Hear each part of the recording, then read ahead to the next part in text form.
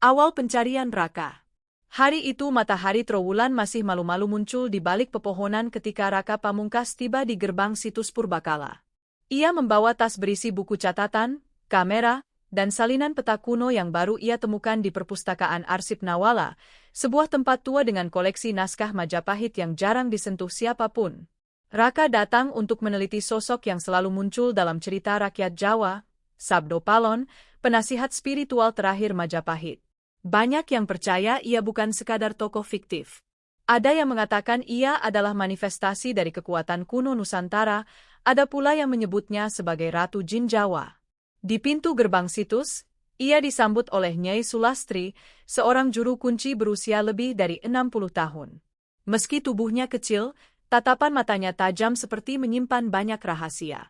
Sudah siap mencari jejak Sabdo Palon, Nak Raka? Tanya Nyai Sulastri sambil tersenyum tipis.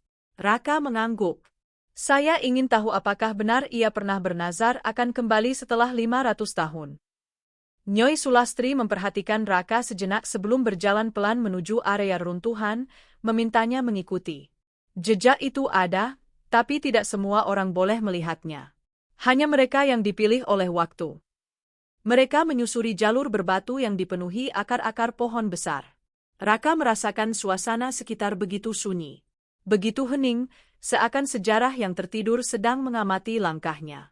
Mereka berhenti di area Sendang Palon, kolam kecil yang airnya jernih memantulkan bayangan langit.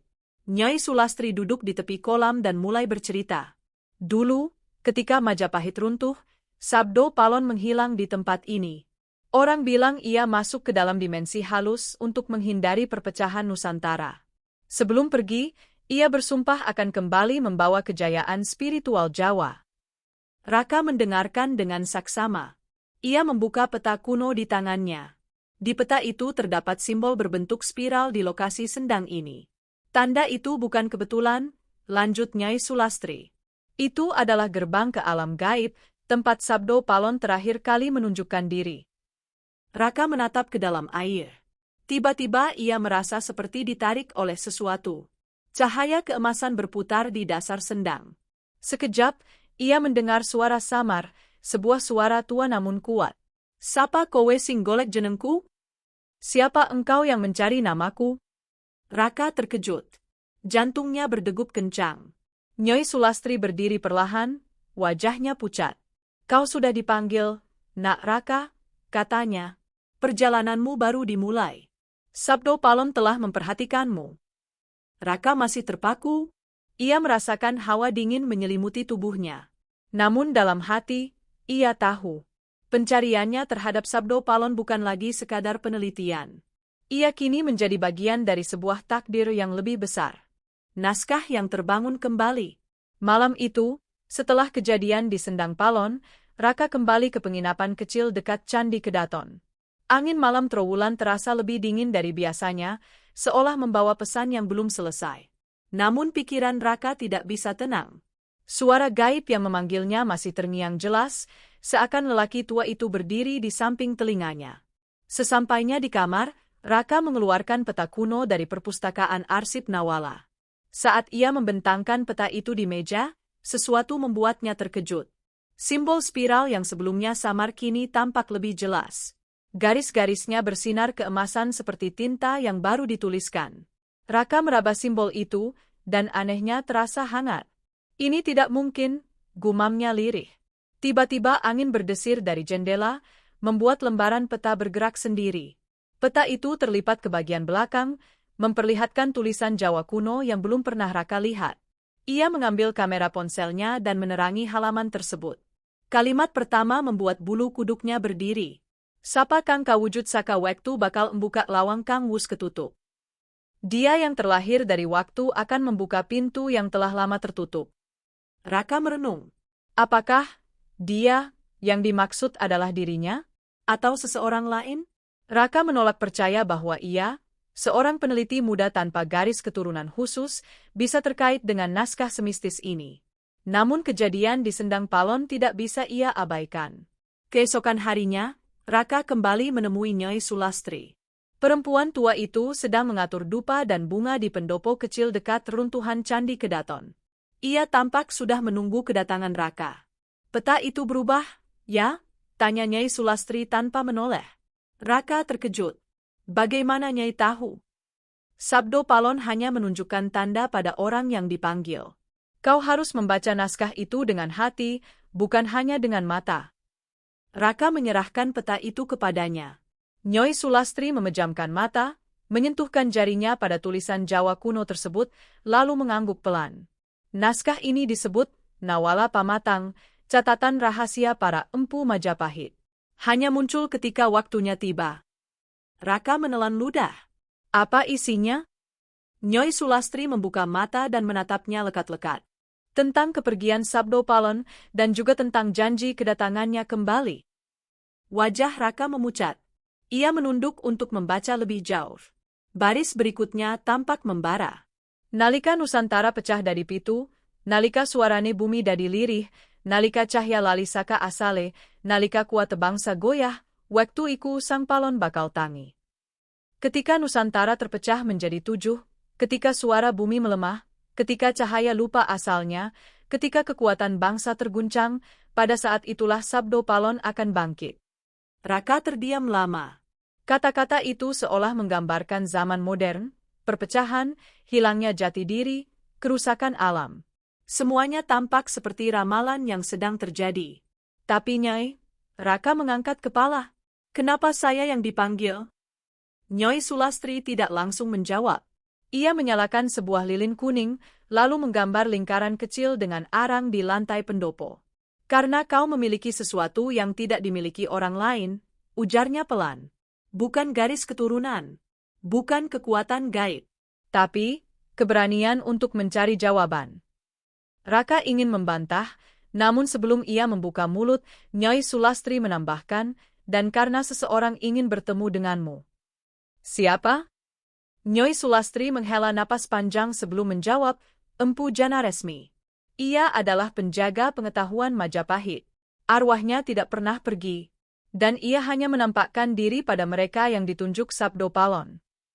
Raka merinding. Bagaimana saya bisa bertemu dengannya? Nyai Sulastri menepuk lantai lingkaran arang itu. Lewat jalan yang sama ditempuh para empu, pintu batin. Ia meminta Raka duduk bersila di dalam lingkaran. Aroma dupa mulai memenuhi ruangan.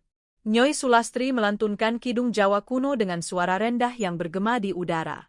Raka merasakan tubuhnya semakin ringan, seakan tidur namun tetap sadar. Warna-warna berputar di hadapannya. Lalu dalam kabut cahaya, muncul siluet seorang lelaki tua berjubah merah bata, membawa tongkat kayu dengan ukiran naga. Raka pamungkas, suara itu terdengar berat, namun menenangkan.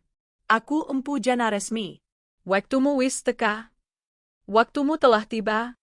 Dan gelap pun menelan semuanya. Pertemuan dengan Empu Jana Resmi.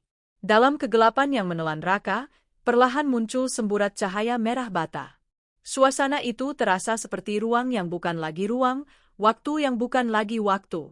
Tidak ada langit, tidak ada tanah, hanya hamparan keheningan yang bergetar lembut, seakan sedang menunggu sesuatu. Dari kejauhan, sosok berjubah merah bata itu semakin jelas. Tubuhnya tegap meski telah renta. Rambut peraknya terurai seperti asap tipis yang bergerak mengikuti aliran angin yang tidak terasa. Tongkat kayu berukir naga di tangannya memancarkan sinar kuning redup, cukup untuk menerangi wajahnya yang penuh keriput namun menenangkan. Raka pamungkas. Suara itu bergema, namun tidak memekakkan, justru seperti langsung berbicara ke dalam hati. Raka mencoba berbicara, namun lidahnya terasa berat. Ia hanya mampu menatap sosok itu dengan campuran takut dan kagum. Empu Jana Resmi kemudian mendekat. Dengan satu ketukan tongkatnya ke tanah, atau apapun yang menjadi alas dunia itu, tiba-tiba ruang hampa itu berubah. Dinding-dinding megah dari batu andesit muncul, lampu minyak menyala satu persatu, dan sebuah ruangan besar seperti balairung Majapahit tampak di hadapan mereka. Langit-langitnya tinggi, dihiasi pola emas dan merah yang menggambarkan naga serta gunung. Raka tertegun. Ini, di mana? Akhirnya ia bisa bertanya. Ini adalah Ngelmu Pusara, ruang ingatan para empu. Tempat di mana masa lalu disimpan agar tidak hilang. Tempat yang hanya bisa kau capai ketika dunia ragamu tertidur, namun jiwa-mu terjaga, jawab Empu Jana Resmi. Raka mengangguk pelan. Dadanya sesak oleh rasa tak percaya, namun ia tetap berusaha mendengarkan. Empu Jana Resmi berjalan menuju sebuah meja batu besar.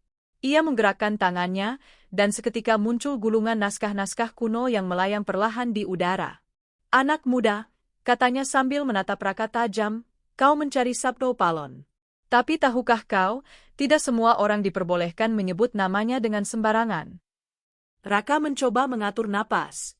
Saya hanya ingin memahami kebenaran. Termasuk janji 500 tahun itu. Apakah benar Sabdo Palon akan kembali? Empu Jana Resmi menatapnya lama, seakan menilai isi hati Raka. Kemudian ia mengangguk. Benar. Dan waktunya semakin dekat. Raka merasakan hawa dingin menyelimuti tengkuknya. Empu Jana Resmi membuka salah satu naskah yang melayang. Tulisannya berkilau emas. Ia membacakan dengan suara rendah. Nalika Ratu Agung tumiba, nalika tanah Jawa ilang paugrani, nalika atine rakyat ora manunggal, nalika kuata Majapahit mung dadi dongeng, waktu iku sang palon bakal bali. Raka mendengarkan tiap kata seperti paku yang menembus dada. Ia mengenali gambaran zaman modern di balik ramalan itu. Gejolak sosial, hilangnya persatuan, identitas budaya yang semakin kabur. Empu Jana Resmi melanjutkan, namun Sabdo Palon tidak akan kembali dengan wujud yang sama. Ia bukan raja, bukan panglima. Ia adalah suara yang membangunkan. Dan suara itu membutuhkan pembawa. Pembawa? Tanya Raka. Empu Jana Resmi mendekatinya dan menyentuh dada Raka dengan tongkatnya. Sentuhan itu terasa hangat dan membuat napas Raka tercekat. Ya, pembawa pesan. Wong sing katon cilik nanging digawa takdir gede. Orang yang tampak kecil, namun takdirnya besar. Raka menggeleng cepat. Tidak, saya hanya peneliti. Tidak punya kekuatan apapun. Kekuatanmu bukan dari garis darah, Raka, ujar Empu Jana Resmi. Kekuatanmu adalah keberanian mencari kebenaran meski kau tahu kebenaran itu menakutkan. Ruangan itu kembali berubah. Sebuah gambar muncul di tengah ruangan, proyeksi besar seperti riwayat hidup yang dibuka. Adegan-adegan sejarah Majapahit berputar, runtuhnya kerajaan, para empu melarikan catatan sakral, Sabdo Palon berdiri di atas sendang, menyampaikan sumpah pada Patih Gajah Mada sebelum menghilang. Raka terhanyut melihat adegan itu. Namun sesuatu membuatnya tercekat. Dalam salah satu bayangan, Sabdo Palon menatap lurus ke arahnya. Bukan ke masa lalunya, tapi seolah menatap dirinya, Raka Pamungkas, di masa sekarang. Empu Jana Resmi menyadari kegelisahan Raka. Ia berkata, Sabdo Palon memilihmu bukan untuk menjadi dirinya, tapi untuk membangunkan suara yang pernah hilang. Kenapa saya? Karena kau datang tanpa ambisi, tanpa keserakahan, hanya dengan rasa ingin tahu. Itulah yang dicari dunia yang mulai lupa jati dirinya. Tiba-tiba ruangan mulai goyah, seperti gempa halus. Cahaya merah bata meredup. Empu Jana Resmi berkata cepat, waktumu di sini hampir habis. Dengarkan aku, Raka. Jika kau ingin menemukan Sabdo Palon, kau harus kembali ke Sendang Palon pada malam purnama. Di sanalah gerbangnya akan terbuka. Untuk apa? Untuk bertemu dengannya. Lalu dengan suara yang menggema tak terhingga, ia berkata, Sang Palon wus ngenteni kowe. Sang Palon telah menunggumu. Raka mencoba meraih tangan Empu Jana Resmi, namun dunia itu pecah menjadi cahaya. Ia terbangun di pendopo Candi Kedaton. Nafasnya terengah, wajah basah oleh keringat. Nyai Sulastri menatapnya dengan wajah khawatir namun tenang. Dia sudah datang kepadamu, ya? Raka hanya bisa mengangguk, suaranya tercekat. Satu hal yang ia tahu, perjalanannya belum apa-apa. Yang paling besar justru baru akan dimulai. Sabdo Palon dan janji 500 tahun. Malam purnama itu datang lebih cepat dari yang Raka bayangkan. Bulan menggantung sempurna di atas langit Trowulan, bulat dan terang seakan sedang mengawasi bumi. Raka berdiri di tepi Sendang Palon, ditemani Nyai Sulastri yang membawa kendi berisi air bunga dan seikat daun pandan. Segalanya akan terasa berbeda malam ini, bisik Nyai Sulastri. Jaga hatimu tetap jernih. Jangan takut pada apapun yang kau lihat. Namun bagaimana mungkin ia tidak takut? Sejak bertemu Empu Janaresmi di dunia gaib, hidup Raka berubah total. Ia bukan lagi sekadar peneliti. Ia kini berdiri di depan pintu yang seharusnya tidak pernah dibuka oleh manusia biasa. Air sendang terlihat tenang, tetapi Raka merasakan getaran halus dari permukaannya. Seperti napas panjang yang keluar dari dasar kolam. Nyai Sulastri memberi isyarat agar Raka duduk bersila di tepi air. Ia menaburkan bunga di permukaan sendang dan mulai melantunkan kidung Jawa kuno. Suaranya rendah, namun memancarkan energi yang membuat udara di sekitar menjadi pekat. Raka Pamungkas, panggil Nyai Sulastri. Ulangi dalam hatimu permintaan untuk bertemu Sang Palon. Jangan menolak apapun yang datang. Raka memejamkan mata dan menarik napas panjang. Ia mengingat kata-kata Empu Janaresmi. Sang Palon wus ngenteni kowe. Seketika angin berhenti. Daun-daun tidak bergerak. Burung-burung tidak bersuara. Waktu seperti membeku. Permukaan air sendang mulai berputar, membentuk pusaran kecil. Cahaya keemasan muncul dari dasar. Raka merasakan dadanya bergetar, seakan ada kekuatan besar yang menyentuh jiwanya. Lalu sebuah suara muncul. Bukan dari udara. Bukan dari air. Melainkan dari dalam dirinya. Raka? Raka membuka mata. Di tengah pusaran cahaya, muncul sosok berwujud lelaki tua. Tubuhnya tinggi, berjubah putih dengan selendang merah.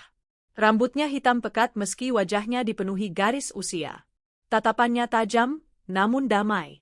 Suaranya berat namun jernih. Sabdo Palon. Nyai Sulastri segera bersujud.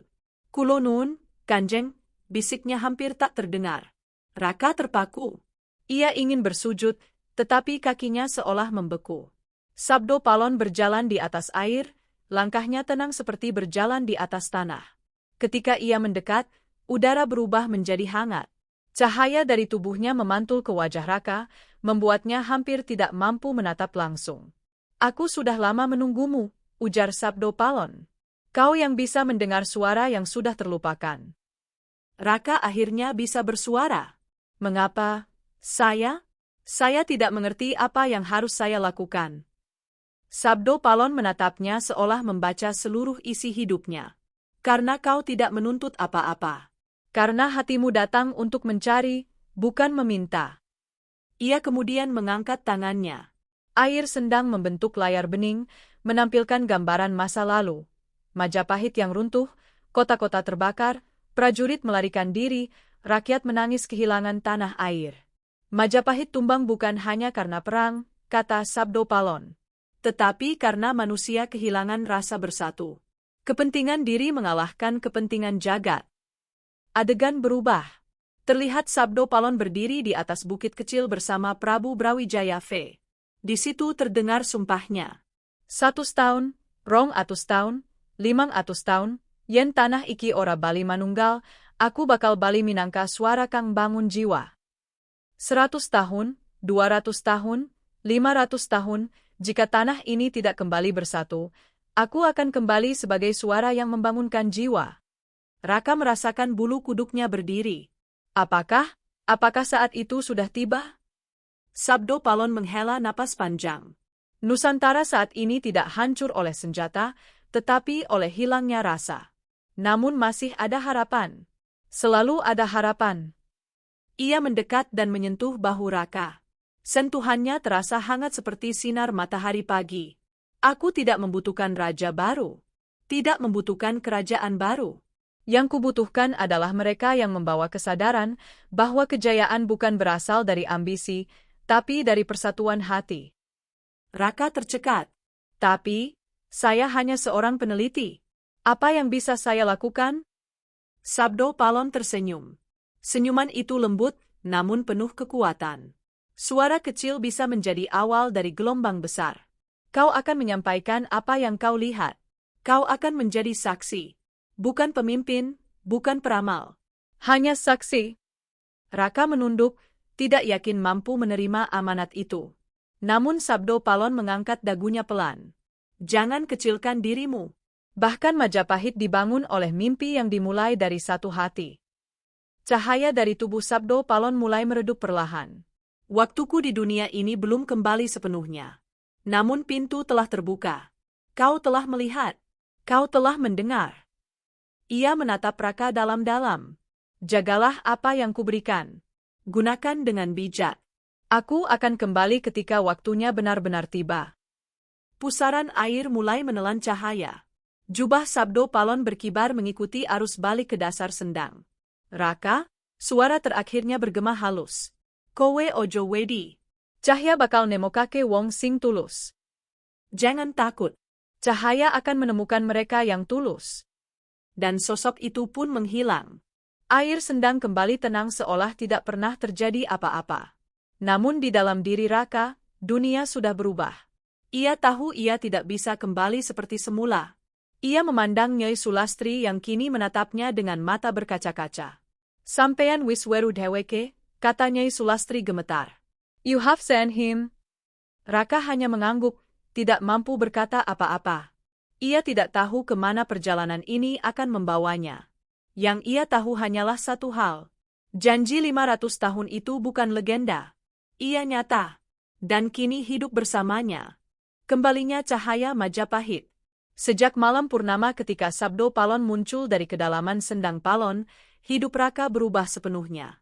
Ia merasa seperti membawa beban yang tak terlihat, beban yang bukan berasal dari masa kini, melainkan dari ribuan tahun sejarah Nusantara yang meminta untuk dibangunkan kembali. Namun ada pula sesuatu yang tumbuh dalam dirinya, keberanian yang sebelumnya tidak pernah ia sadari. Nyai Sulastri memperhatikan perubahan itu. Kau sudah bukan Raka yang dulu, katanya pada suatu pagi. Kau telah disentuh oleh cahaya yang tidak banyak manusia sanggupi. Raka hanya tersenyum lemah. Ia masih belum terbiasa dengan itu semua. Kadang, dalam tidur, ia merasa mendengar kidung Majapahit. Kadang ia melihat kilasan visualizar, prajurit Majapahit berbaris, empu mengukir naskah emas, bahkan Sabdo Palon berjalan di antara kabut tanpa berkata apa-apa. Semua itu datang seperti serpihan ingatan yang bukan miliknya. Namun ia tahu satu hal, semua itu bukan halusinasi. Empu Jana Resmi sudah menjelaskan bahwa siapapun yang membuka pintu batin akan membawa serpihan dunia kuno bersamanya. Hari itu, Raka memutuskan kembali ke perpustakaan Arsip Nawala, tempat semuanya bermula. Bangunan tua itu tampak sama seperti terakhir ia tinggalkan, namun ada perasaan berbeda yang menyambutnya. Seolah ruangan itu tahu bahwa ia tidak lagi datang sebagai peneliti biasa. Penjaga perpustakaan, Pak Mahendra, menyambutnya dengan senyum ramah. Raka, sudah lama tidak ke sini. Ada yang aku harus bantu? Raka mendekati meja besar di tengah ruangan. Saya ingin melihat naskah yang dulu saya pakai, yang memuat simbol spiral itu. Pak Mahendra mengernyit bingung. Simbol spiral? Setahuku tidak ada naskah seperti itu di koleksi kita. Raka tertegun. Tidak mungkin, saya menemukannya di sini. Pak Mahendra menggeleng pelan. Kalau kau menemukannya, itu berarti naskah itu memilihmu. Beberapa naskah kuno memang begitu. Mereka menampakkan diri hanya pada orang tertentu. Raka diam. Kata-kata itu membuat bulu kuduknya berdiri. Ia membuka catatan pribadinya, berharap menemukan foto peta itu. Namun lembaran fotonya tampak kosong. Entah karena cahaya yang hilang atau memang peta itu kembali ke dunia asalnya. Sabdo Palon, gumam Raka. Ia kembali menatap ruangan yang dipenuhi rak-rak kayu tua. Dari salah satu rak, sebuah buku tipis berdebu tiba-tiba jatuh dengan suara pelan. Raka menoleh cepat. Ia mendekat. Buku itu tampak biasa, tanpa judul, tanpa ukiran. Ketika ia menyentuhnya, buku itu bergetar halus. Sampulnya membuka sendiri, dan di halaman pertama tertulis, Wong kang tau weruh cahya bakal nuntun cahya. Mereka yang pernah melihat cahaya akan menuntun cahaya. Di bawahnya tercetak nama dengan huruf Jawa yang membuat hati Raka berdegup kencang. Raka Pamungkas. Tangan Raka gemetar. Ini tidak mungkin. Pak Mahendra mendekat. Ada apa, nak? Namun sebelum Raka sempat menjelaskannya, ruangan tiba-tiba bergetar. Lampu-lampu berkelip. Buku-buku di rak-rak tua bergetar seperti tertiup angin gaib. Dan dari arah jendela, Cahaya emas yang sama seperti disendang muncul, mengalir perlahan ke dalam ruangan, mengelilingi Raka seperti kabut bercahaya. Raka memejamkan mata. Dalam cahaya itu, muncul suara yang sangat ia kenali. Raka, dino iki dudu pungkasan. Iki mung wiwitan. Raka, hari ini bukan akhir. Ini baru permulaan. Suara Sabdo Palon. Cahaya itu berputar cepat, mengangkat lembaran buku di sekeliling ruangan. Suara kidung halus terdengar, seperti nyanyian dari masa yang telah hilang. Raka merasakan ruangan berubah, seperti kembali menjadi balairung Majapahit yang pernah ia lihat saat bertemu Empu Jana Resmi. Namun kali ini, cahaya tidak membentuk sosok siapapun. Tidak ada Sabdo Palon. Tidak ada Empu Jana Resmi. Hanya cahaya yang perlahan memasuki dada Raka, lembut, hangat, dan terasa seperti sebuah amanat terakhir. Nyai Sulastri datang terburu-buru ke pintu perpustakaan. Ia ternganga melihat kilauan yang menyelimuti Raka. Raka, apa yang terjadi? Namun Raka hanya menatap tangannya yang kini memantulkan sinar lembut seperti kristal yang baru bangun dari tidur panjang. Ia merasakan sesuatu. Bukan kekuatan, bukan kesaktian, melainkan kesadaran yang lebih dalam, suara yang membisikkan fakta-fakta yang harus ia jaga, kisah-kisah yang harus ia sampaikan, sejarah yang harus ia hidupkan. Cahaya itu perlahan mereda. Semua kembali normal. Buku-buku jatuh kembali ke lantai. Lampu kembali menyala seperti biasa. Perpustakaan kembali sunyi. Nyai Sulastri mendekat dan memegang bahu Raka. Kau membawa sesuatu dari Sabdo Palon. Raka menghela napas panjang. Bukan membawa, jawabnya pelan, tapi dititipi. Ia menutup buku itu dan menyimpannya dalam tas. Lalu ia memandang keluar jendela, ke arah cakrawala Trowulan yang kini disinari matahari sore. Di kejauhan, terlihat reruntuhan Majapahit yang tampak seperti bayangan masa lalu, namun terasa lebih hidup dari sebelumnya. Nyai, kata Raka, ini baru permulaan. Sabdo Palon bilang ia akan kembali sepenuhnya saat waktunya tepat. Nyai Sulastri mengangguk dengan mata yang berair. Dan saat itu tiba, Nusantara harus sudah siap. Raka tersenyum tipis, bukan karena yakin, tetapi karena ia tahu ia memiliki peran kecil dalam perjalanan besar itu. Bukan sebagai raja, bukan sebagai penyelamat, tetapi sebagai suara yang menyampaikan cahaya. Ia memandang langit. Aku siap, Sabdo Palon, bisiknya. Aku siap menjaga ceritamu. Dan di antara gemuruh angin Trowulan, terdengar jawaban lembut yang hanya ia bisa dengar. Cahaya Majapahit wis wiwit bali. Cahaya Majapahit telah mulai kembali. Perjalanan panjang Sabdo Palon dalam kisah ini bukan hanya sekadar dongeng yang dibisikkan dari satu generasi ke generasi berikutnya, tetapi juga cermin tentang bagaimana sebuah bangsa memaknai perubahan, kehilangan, dan harapan. Dalam sosoknya yang misterius, antara penasihat sakti, penjaga ajaran leluhur, dan simbol kejayaan masa lalu, Sabdo Palon menjadi lambang bahwa identitas budaya tidak pernah sepenuhnya hilang. Ia hanya beristirahat, menunggu saat yang tepat untuk kembali menyala. Melalui Aruna dan Ki Jati Kanda, kita melihat bahwa sejarah bukan benda mati. Ia hidup di setiap pertanyaan, di setiap rasa penasaran, dan di setiap langkah yang berusaha memahami jati diri bangsa. Selama ingatan tetap dijaga, selama cerita tetap diceritakan, Sabdo Palon akan terus hidup, bukan sebagai mitos yang ditakuti, tetapi sebagai penjaga yang mengingatkan. Masa lalu selalu punya pesan bagi masa depan. Dan barangkali, seperti yang diyakini Ki Jati Kanda, Sabdo Palon memang tidak pernah benar-benar pergi. Ia hanya menunggu mereka yang siap mendengarkan suaranya.